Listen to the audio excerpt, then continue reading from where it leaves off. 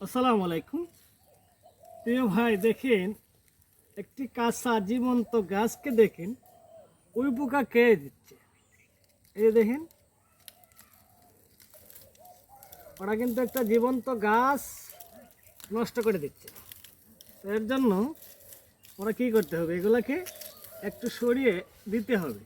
আর না হয় ওরা আস্তে আস্তে যাবে, গিয়ে কোনো এক জায়গায় যদি ক্ষত দেখে আর শুকনো একটা জায়গা যদি তারা পেয়ে যায়, এই জায়গাটাতে বেশি করে খাবে আর গাছটা এখান থেকে আস্তে করে ভেঙে পড়ে যাবে। তো এরা যখন গাছে ওঠা শুরু করে তখনই আমরা এগুলাকে গাছ থেকে নামিয়ে দিতে হবে। আর দুটি কীটনাশকের কথা বলে দিচ্ছি আপনাদেরকে, একটা হচ্ছে কেরাটে আর একটা হচ্ছে ডাসবান।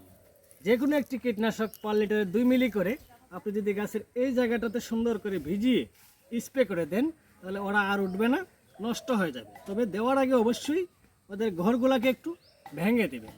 ভালো থাকবেন, আল্লাহ হাফেজ।